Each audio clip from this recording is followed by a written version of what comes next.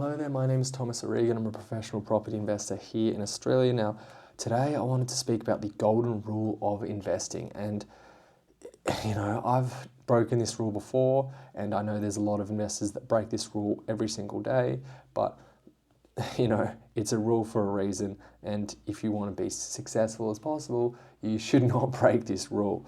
And that rule is cash flow, and the rules around cash flow and equity or growth in your property portfolio. Now, growth in your property portfolio or equity should always be used to reinvest and grow the property portfolio. Whereas the cash flow, the positive cash flow of the property portfolio is what you can use to live off or spend on luxurious items or spend on lifestyle and all those sort of things.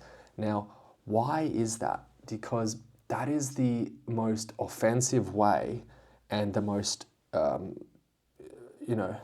conservative way, if you like, to build and grow a property portfolio that you will have forever and you will never go broke off.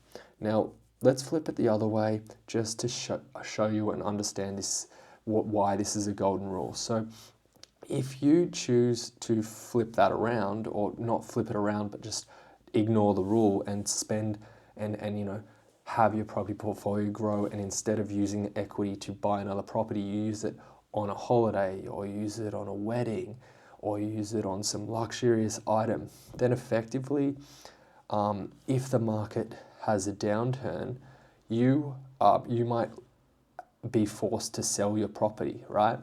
And the fact that you've taken out more debt on the property to fund something that is not going to bring you any more wealth or generate you any more income, like a car or a holiday, means that your cash flow, you're putting your cash flow in a compromising position because it's getting squeezed and the margin is so small or non-existent or negative because you've chosen to use the equity on things that it shouldn't be spent on.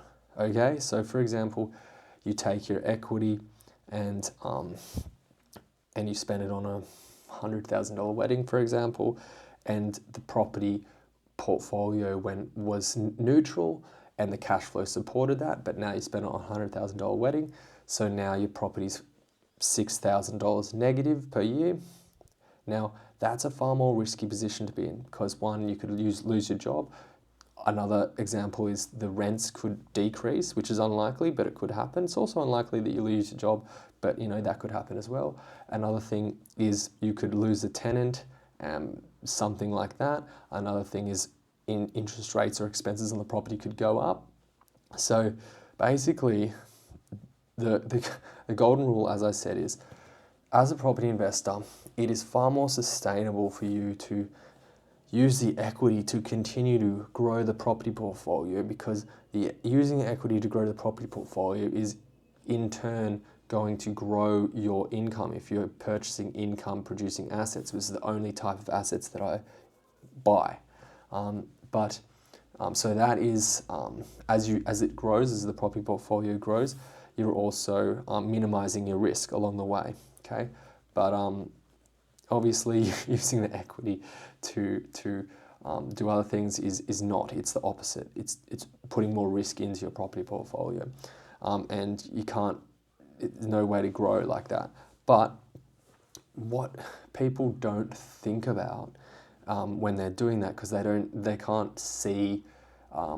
Maybe they're thinking too small. They can't see the benefit of continuously growing the property portfolio using the equity, so on and so forth, to expand the portfolio. Is they're not considering the fact that rental income is inflatable. So maybe if your rental income is neutral right now, in the future it's going to be positive, and the more you grow the larger you grow the property portfolio, the larger income base you'll have, and the quicker it will snowball and grow as time goes on. Okay, so maybe if you're looking from the 1 to a 3 year window, your cash flow is neutral, and you're like, well, why would I buy any more properties? The cash flow neutral. The only benefit I'm getting out of this is equity, right? But if you expand it out to 10-year time horizon, you're like, okay, I've used all that equity to 10x the size of the portfolio, and then what starts happening is the inflationary effect on the incomes is so large that it's, as every year goes on, your rental income is growing faster than you could grow your personal income at a job. So that's where it starts to get cool, and that's where it starts to get to the point where you can live off the rental income, you can live off the cash flow at the same time as maintaining the equity to continue to grow the portfolio. Don't spend your equity on dumb shit. See you guys next time. Bye.